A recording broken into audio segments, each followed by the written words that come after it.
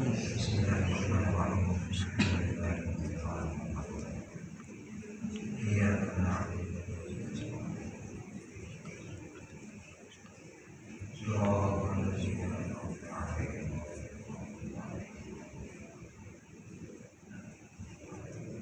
Bismillahirrahmanirrahim. Alhamdulillahirabbil alamin. Wassalatu wassalamu ala asyrofil mursalin sayyidina Maulana Muhammad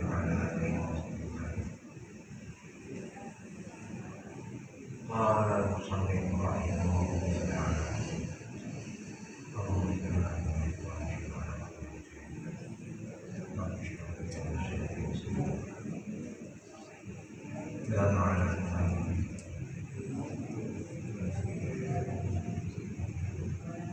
Bismillahirrahmanirrahim. Bismillahirrahmanirrahim. An Abi Hurairah radhiyallahu anhu an Nabi sallallahu alaihi wasallam anna bid'an mu'minin qurbatan min dunya.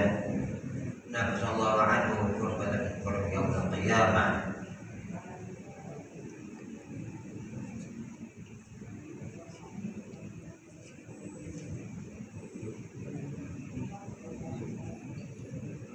Bagaimana malam Sabtu yang lalu kita menerangkan tentang kehidupan kita di dunia ini,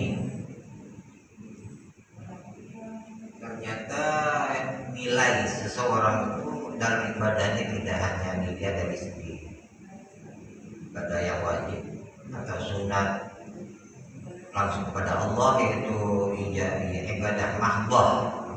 Ibadah itu kan terbagi dua, mahdhah dan mahdhah, murni dan tidak murni. Murni itu langsung pada Allah, seperti salat, baca Quran, puasa dan sebagainya. Ada yang tidak murni melalui makhluk Allah. Nah, itu ibadah juga. Sehingga untuk kita ini, kalau untuk mendapat nilai yang baik, dua-duanya harus dikerjakan. Sebab pernah terjadi ada seorang yang ibadahnya kuat sehingga orang melihatnya itu tingkatnya tinggi dan termasuk orang yang cinta kepada Allah, dia dianggap wali. Karena apa? Sehari-harinya nampak soleh dengan ibadah. Hingga pada suatu waktu dia bermimpi melihat malaikat, karena tingginya itu Allah nyatakan malaikat membuat catatan-catatan orang-orang yang mencintai Allah. Kemudian catatan tersebut dilihat, dia pun minta izin, minta lihat ada tak namanya masuk dalam itu, para orang yang cinta kepada Allah.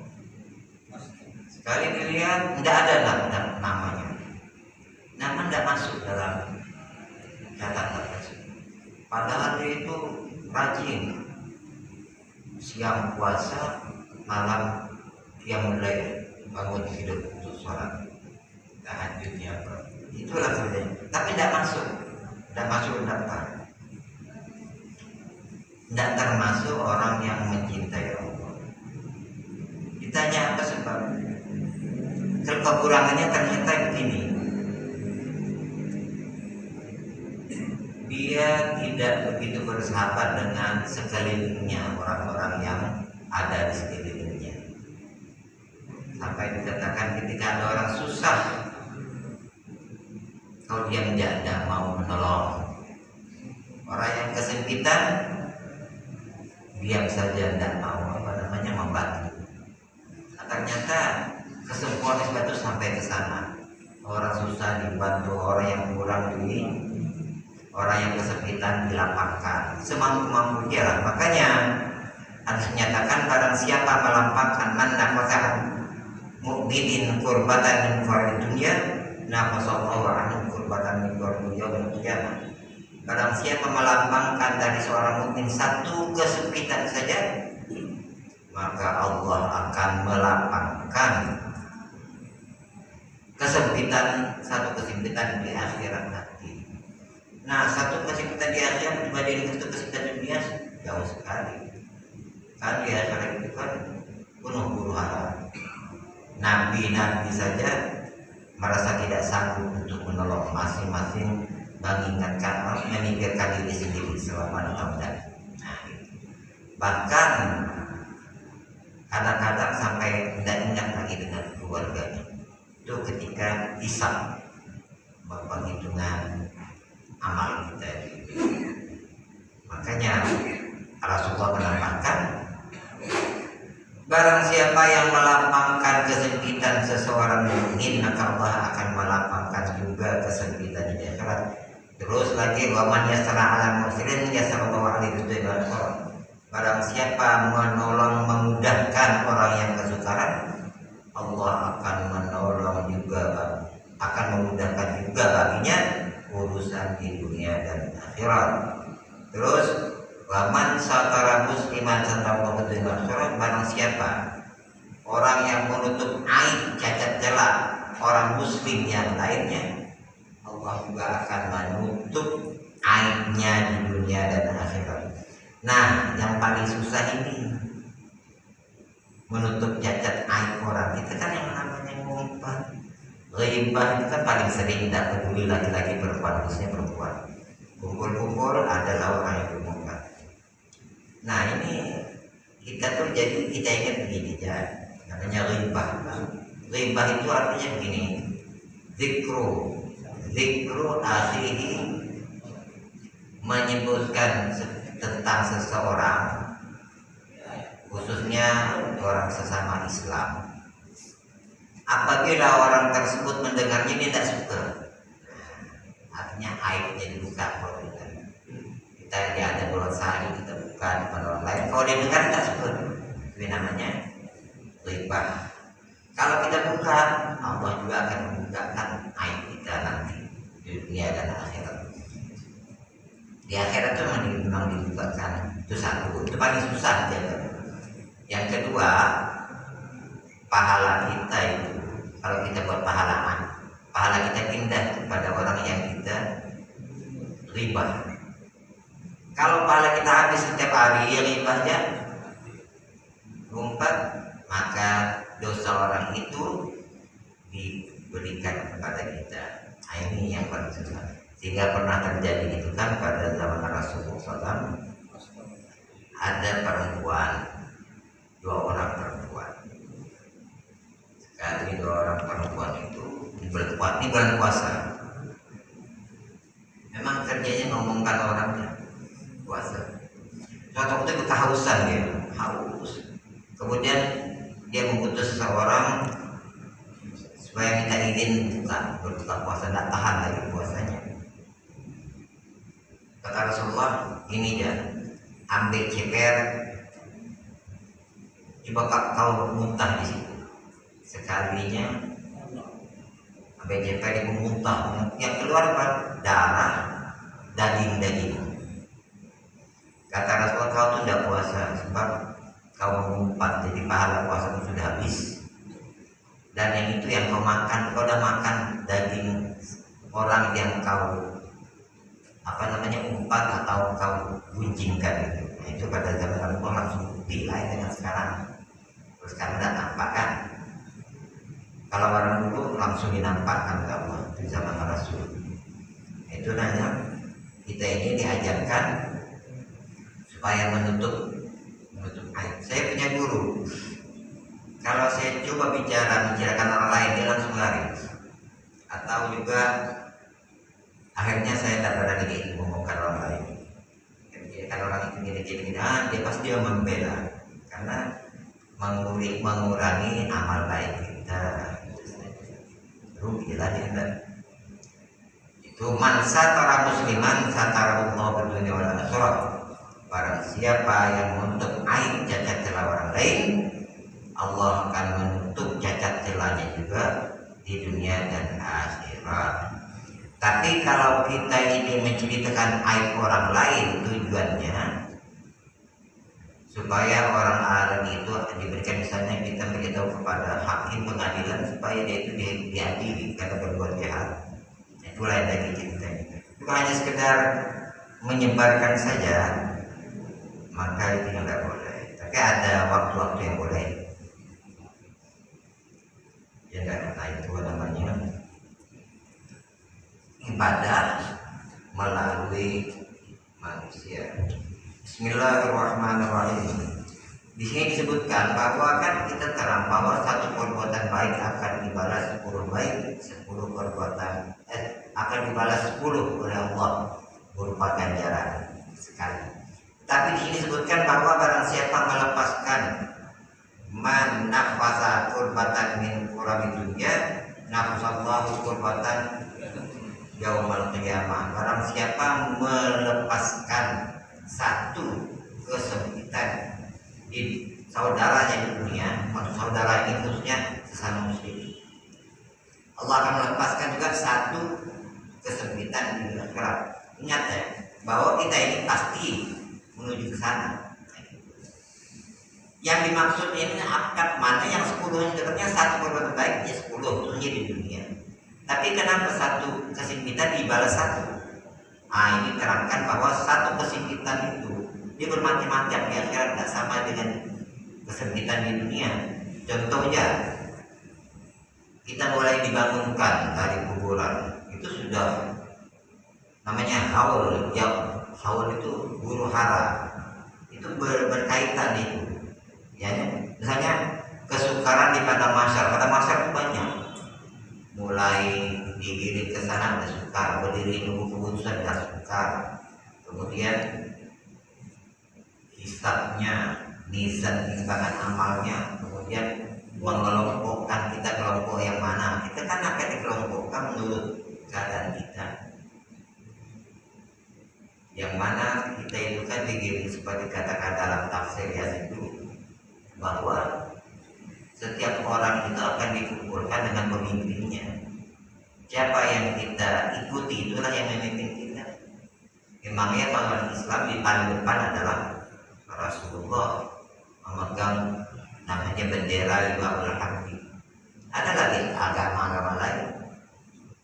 Kemudian dari kelompok kita ini, Islam ini yang masih dalam Islam, ada lagi kelompok-kelompok lain yang yaitu guru dia nanti yang akan memimpin. Contoh, orang punya amalan begini, siapa guru yang bertanggung jawab dalam amalan itu? Jadi makanya amalan kadang-kadang tidak asal. Sebab apa? Kan iblis syaitan itu tidak suka orang yang beramal. Nah, karena tidak suka itu, kalau tidak ada gurunya, dia lah nanti yang ngacau orang itu beramal, sehingga timbullah hal-hal yang tidak. Contoh banyak seperti saya di dalam mengenai banyak ada timbullah yang namanya tarekat Naqsyabandiyah hak, tarekat Naqsyabandiyah hak, ada hak itunya. Saya tanya orang-orang ini, ada orang-orang tua datang kepada saya, tolong Ustaz, kenapa anak saya masuk tarekat Naqsyabandiyah hak? Naqsyabandiyah itu apa? Wiridannya hahu. Mana, saya mau tanya, coba mana yang silsilah dulunya? Tidak boleh minta katanya. Kalau orang udah masuk boleh minta. Lama-lama gimana? Sholat tidak dia? Lama-lama katanya bebas sholat. Nah, ini tidak betul. Ujung-ujungnya karena udah merasa tinggi, tidak perlu disembahih. Nah, itu dari mana ajaran itu? Saya bilang itu ajaran ilmu syaitan. Sedangkan Rasulullah SAW yang paling tinggi sedunia dunia akhirat itu masih sembahyang. Anaknya Siti Fatimah, ya Allah anha disebut, wahai Fatimah katanya, engkau wajib tetap melaksanakan sholat 5 waktu dengan sebaik-baiknya. Karena kalau masalah waktu aku tidak bisa menjamin keselamatanmu. Kalau yang lain dapatlah karena itu anak akan kau ada. Tapi kalau udah tak sholat 5 waktu sebagai pokoknya, Rasulullah tidak bisa menjamin. Nah, sekarang yang timbul tarekat-tarekat yang aneh-aneh itu tidak sembahyang. Alasannya satu aja, dia udah pegang kunci surga. Kalau udah pegang kunci surga, apa jadi dibuat ijat dia? Kita pegang mereka. Tanpa bawa minuman keras deh, kita pegang kunci surga. Nah, itulah ajaran ada di mana-mana itu banyak ini sekarang. Oleh sebab itu kita ini dalam apa-apa perlu tahu gurunya, ada guru yang mempertanggungjawabkan, karena nanti pun kita akan digiring bersama pemimpin kita, siapa yang mimpin. Dan itu pasti sekarang memang tidak nampak, kita tidak tahu. Bismillahirrahmanirrahim. Terus sebutkan lagi, kalau kita di sini itu saya ulangan yang lalu, bahwa kalau kita materi wa majma'aka wa fi baitin min buyutillah yang sudah kita bawa dari sunnah bani Muhammad ada kata ayat sakinah wa rahmah wa zakarallahu fi man 'indahu.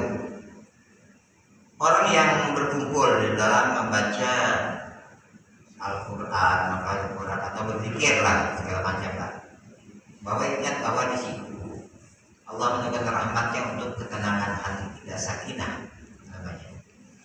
Makanya sebaiknya orang-orang yang galau yang itu cepat-cepat ke masjid baca Quran, kumpul-kumpul, biar janji Allah ada. Illa nazarat alaihi sakinah, Allah menurunkan nanti ketenangan hatinya, kemudian rahmat Allah meliputi dan dikelilingi oleh malaikat. Malaikat telah mendoakan. Nah, di situ kemudian Allah menyebut menggelari orang tersebut orang yang dekat di sisi Allah. Nah itu, jadi kalau kita ada acara masjid ini contohnya, kita harus ingat itu, bahwa kita ingat bahwa tidak usah repot. Kita sekarang kumpul gini ya, wirid setelah maghrib, ya tak? Yang panjangnya tak? Jangan cepat lari, rugi. Karena waktu itu malaikat kumpul sama dengan kita. Dia itu juga mendoakan. Termasuk ini yang dikatakan wa hafatul malaikat. Malaikat mengelilingi kita pada waktu itu. Setelah itu Allah menyebut orang yang dekat dengannya di depan malaikat. Kalau kita lari, tidak dapat, malaikat masih di situ. Sudah selesai barulah. Jadi jangan selalu, kecuali ada hal yang mendesak yang tak dapat kita elakkan. Itu kan tujuannya itu. Yang seperti dan panjang-panjang itu supaya kita selalu dikelilingi malaikat. Kalau keluar, malaikatnya tidak ada yang lain dari mereka di dalam. Cuma memang susah karena yang menyuruh keluar tuh tentulah bukan malaikat, lawannya malaikat. Ya sudah cepat tadi. Ini sebenarnya hubungannya dengan hati hawa nafsu kita yang sering kalau kita lawan, insya Allah bisa. Karena kadang-kadang kan dalam cukup lama benar memang ini. Nah, itu tuh biasa memang memang udah ada begitu, memang udah apa nama kata orang? Udah sunatullah alamnya begitu. Seandainya tidak ada yang menggoda hawa nafsu kita, setan hebat semua, orang saleh semua itu kan, orang baik semua. Nah itu yang kita lawan sebenarnya. Dan waman bata amalu lam yusrah bihi nasabu. Barang siapa yang lambat, yang menunda-nunda amalnya, maka derajatnya pun tidak segera dinaikkan. Jadi begini kan, kita ini kalau beramal itu Allah tuh akan menaikkan derajat kita tinggi-tinggi. Tak nampak dunia di akhirat. Kalau kita lambat juga naiknya. Nah gitu. Ini yang bersabdanya Rasulullah. Wa man baqa bihi amaluhu lam yusri' bihi nasabuh. Barang siapa yang memperlambat amalnya, maka Allah tidak akan mempercepat derajatnya. Oleh sebab itulah dikatakan amal yang paling baik itu adalah salat di awal waktu supaya cepat mengangkatnya. Berbeda dengan salat subuh ya, agak beda sedikit. Kan dulu pernah begini, wiridan salat subuh itu. Sebelum setelah azan kan ada salat sunatnya kan? Salat sunat ada bareng, baca ayat berantas 10 ayat 40 kali, ada doanya yang panjang-panjang. Kemudian ada yang menegur, cerita sama saya hafal lama benar. Sebelum sampai dibilang habis sembahyang apa dekat sudah nggak merah dah katanya matahari. Saya pernah hitung ya, terus dibilang dia lapor saat jalan supaya dipotong ya. Tak tahu lah dipotong kan enggak, tapi saya lihat samanya. Saya pernah menghitung 10 menit ya bacaannya. Ya hayatul antar mengucapkan doa tambah lagi astagfirullah yang 100 kali baru aman. Kalau pada zaman dulu pada Rasulullah kan ini agak beda. Dulu yang tidak ada listrik. Subuh itu memang tidak cepat. Tujuannya menunggu orang supaya datang, supaya ramai salat subuh. Jadi memang lama, belum langsung dimulai. Pernah terjadi suatu waktu ketika akan berjamaah subuh harus melihat Sayyidina Ali belum datang, lama belum datang. Ini Sayyidina Ali di jalan dari masjid dari rumahnya itu. Ketika di tengah jalan bertemu dengan orang tua. Nah, Sayyidina Ali yang adatnya hebat itu tidak mau mendahului orang tua jalan kan pelan, jadi pelan di belakang. Sayyidina Ali tidak mau dia mendahului, adab namanya. Lama naik jalan. Rasulullah melihat ini udah mau habis waktu. Sayyidina Ali belum datang, nunggu Sayyidina Ali supaya jamaah. Akhirnya malaikat Jibril nahan matahari terbit. Tunda dulu malaikat Jibril, bukan lagi ditundanya supaya tidak terbit matahari. Setelah sampai masjid, Rasulullah jadi Sayyidina Ali sempat Allahu Akbar, sudah datang langsung ikut takbiratul ihram. Bukan main. Pertama yang di situ apa hikmah di situ? Pertama, jamaah subuh itu kan, karena jamaah subuh kan diselesaikan oleh malaikat. Yang kedua, tidak terburu-buru mengejar nunggu orang ramai itu. Kalau tidak dekat, udah habis waktu ketemuan. Ditahan malaikat Jibril, matahari ya, namanya yang punya matahari kan Allah. Tahan aja, jangan terbit berbentar. Dan zaman sekarang, zaman Rasulullah boleh buat terjadi yang namanya menguasai dunia. Itu namanya rahmat Allah. Dapat dia itu jemaah. Nah itu ceritanya. Apalagi yang namanya kita tuh sebenarnya sampai begitu sambil menunggu dan lagi doa antara azan dan qamat itu kan makbul. Artinya antara azan dan qamat kalau kita berdoa itu dari Allah. Kesempatan azan qamat itu dan waktunya memang panjang, itu sengaja dulu memang dari abah dulu yang memakai lirik tersebut. Tujuannya itulah ketika banyak orang yang sholat. Itu namanya ibadah langsung kepada Allah. Kemudian keluar dari masjid setelah terbit matahari. Nah itu ajaran kalau kita ya kita apalagi yang tua-tua, apalagi yang tua. Itulah tujuan untuk bekal kita ya kita ada bensin-bensinnya itu jadi bekal kita, mudah-mudahan diterima Allah Subhanahu wa taala. Bismillahirrahmanirrahim. Fa'adhalul amal kisul qurabi. Maka adapun paling utamanya amal perbuatan adalah melapangkan kesukaran. Wa fil hadits dalilun ala istihbab sitril muslim idza qala alaihi wa Aisyah. Dalam hadis juga tadi menerangkan tentang dalil atas sunatnya kebagusannya, wajibannya menutup aib orang muslim apabila aib tersebut nampak dilihat oleh seseorang, maka seseorang itu mestilah menutupinya. Kalau perlu dari nasihat, asalkan nasihatnya jangan di depan orang ramai. Kalau di depan orang ramai nasihat sama juga dengan menutupinya.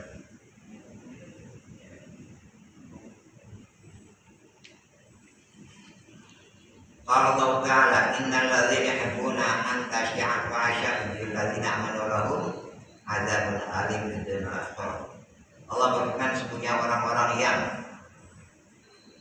suka menyebarkan keburukan pada orang-orang yang beriman, maka baginya siksa yang pedih dunia dan akhirat. Nah, sekarang ini banyak terjadi di media sosial, bebas benar.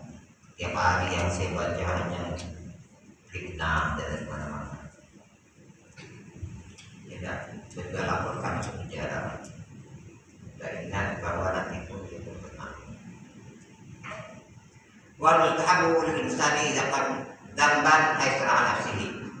Dan sunat bagi orang apabila dia melakukan perbuatan dosa, maka hendaklah dia menutup untuk dirinya sendiri. Jadi sekarang begini juga, kita ini berbuat salah, jangan buat dosa misalnya tadi malam. Ya tadi malam aku sedang minuman keras, tak boleh buka. Membuka aib sendiri tidak boleh. Allah tuh menutupi selama orang itu tidak membuka aibnya. Orang tadi malam aku kelewatan tak sembahyang tadi malam, jangan beritahu orang. Bagaimana aku tadi malam itu tak sembahyang isya tertidur. Tak usah diberitahu, Allah dah nutup. Kalau kita beritahu, kita dosa. Artinya menutup aib, Allahnya menutup, tidak akan dikeluarkan salah kita itu selama kita tidak mengeluarkannya sendiri. Oh tadi malam biasa aku misalnya baca 1 juz, ada baca 1 juz dan tak puasa rasanya. Ini kan rugi gitu keluarga. Itu dilarang sebenarnya ya. Tidak boleh membuka aib sendiri, apalagi bangga, masa suka di luar dosa. Bangga dengan dosa-dosa itu tidak boleh. Ya Allah.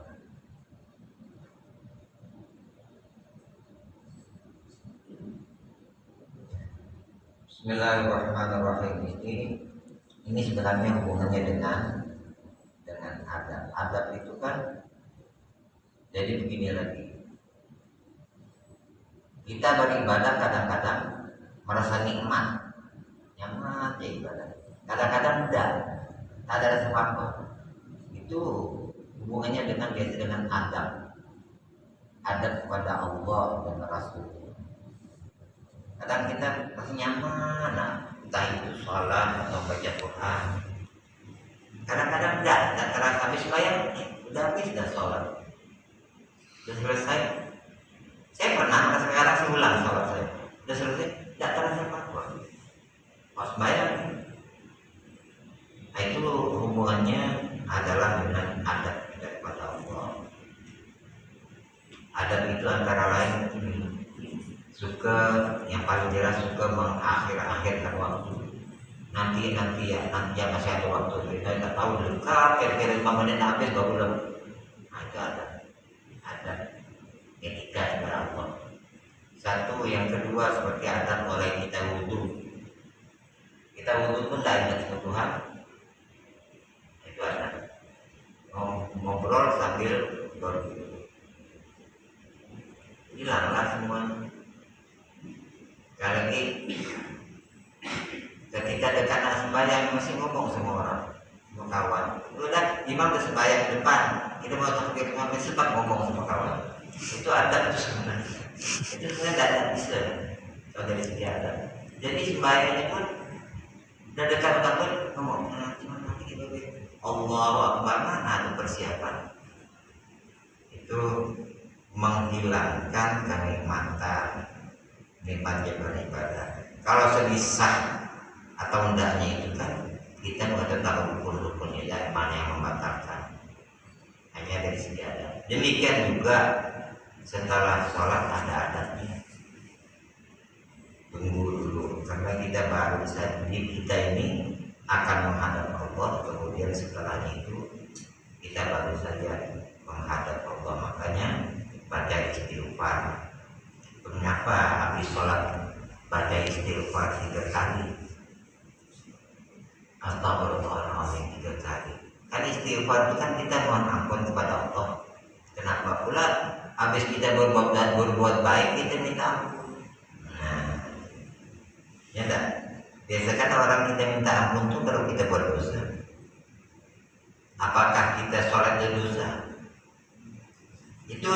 halusnya itu ini. Kita dalam sholat minta ampun itu dari segi adabnya begini. Kalau kita sholat itu kan tujuannya hanya Allah, tidak ada lain. Dan kita minta pahala, dan kita minta supaya masuk surga. Kalau sebenarnya gitu. Dan kita minta neraka, dan kita amal kita jadi banyak. Tidak. Masalah surga, neraka atau pahala itu kan sudah diatur, sudah ada catatan. Kalau begini jawabnya ini gini. Kita tidak ke sana. Langsung pada Allah, nanti Allah lah yang beri. Nah, kemudian pada waktu kita sholat itu kita nih supaya kita begini-begini, itu sebenarnya tidak betul. Atau ketika sembahyang itu pikiran kita nggak ada ingat kepada Tuhan yang lain, maka kita mohon ampun ya Allah, astagfirullahaladzim, dan minta kepada Allah. Kita dalam sholat itu kurang perhatian kita kepada Allah Subhanahu wa Ta'ala. Yang diingat bukan Tuhan, jadi yang disembah itu siapa? Jadi maksudnya melatih diri, makanya baca astagfirullah pun harus betul-betul kan. Hanya astagfirullah ada paku, hanya nyebut mulut tidak. Astagfirullah. Tapi sampai hatinya pun hanya nyebut, tapi hatinya tak minta ampun. Tapi itu kalau kita anukan betul-betul itu dari segi ini nilai.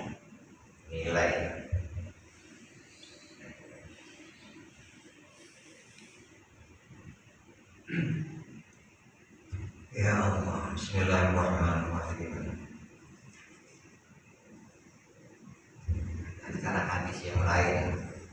Bismillahirrahmanirrahim. An Ibnu Abbas radhiyallahu anhu an Rasulullah sallallahu alaihi wasallam bima yarwi an Rabbi ta'ala inna Allah kataba al-hasanat bisiat summa bayana dzalika amma bismillahil rahmanir rahim.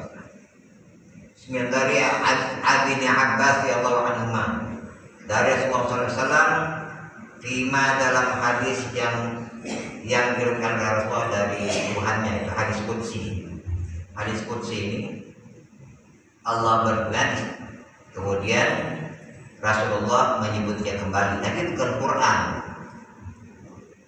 Dari Allah, kemudian kata-katanya dari Nabi sendiri dengan hadis qudsi. Kalau Al-Quran itu dari Allah yang macam itulah sebutannya dan beda. Ini hadis qudsi itu firman Allah, tapi yang diucapkan oleh Rasulullah SAW dengan kata-katanya. Qala ta'ala, berfirman Allah Ta'ala, inna allaha katabal hasanati wa sayyiati. Sesungguhnya Allah mencatat kebaikan, perbuatan baik dan perbuatan jahat. Summa bayana dzalika, kemudian menerangkan yang demikian, faman hamma bi hasanatin falam ya'malha kataballahu 'alaihi hasanatan kamilah. Barang siapa yang bercita-cita berbuat baik, suatu perbuatan baik, tapi belum dikerjakannya, belum sempat dikerjakannya, maka Allah sudah mencatat baginya satu kebaikan. Kita ambil contoh, masjid sekarang mau beli makanan enak ke parkir, bukan hatinya ingin nyumbang misalnya, tiba-tiba sampai terbeli itu nyumbang itu saja, saya nak nyumbang misalnya 1 miliar, kita sampai kemudian kan, nah nyumbang misalnya 10 juta. Tiba-tiba sampai selesai tak sampai duit itu 10 juta. Udah ditulis lah itu sama Allah. Udah dicatat segitu duitnya. Kan itu. Yang penting ada duit bukan hayalan. Nah, itu udah kena catat. Nah, Allah yang mencatat itu bukan main, bukan manusia lain. Allah tidak akan lupa. Sudah ada catatannya. Apalagi benar-benar terjadi dia nyumbangkan 10 juta itu. Karena dia amal jariah itu kan tidak akan putus, tidak akan putus, tetap mengalir selama rumah itu dipakai parkir. Selama ada parkir dan pahalanya jalan terus kan. Misalnya berubah jadi toko, enggak. Nah, itu Itulah jadi amal kita yang paling nyaman tuh buat amal jariahnya lah. Kita mati pun jalan terus nih. Di akhirat tiap hari ada orang mati adalah harus datang. Tapi kalau dia doa, kalau enggak doa aja. Nah, nanti insya Allah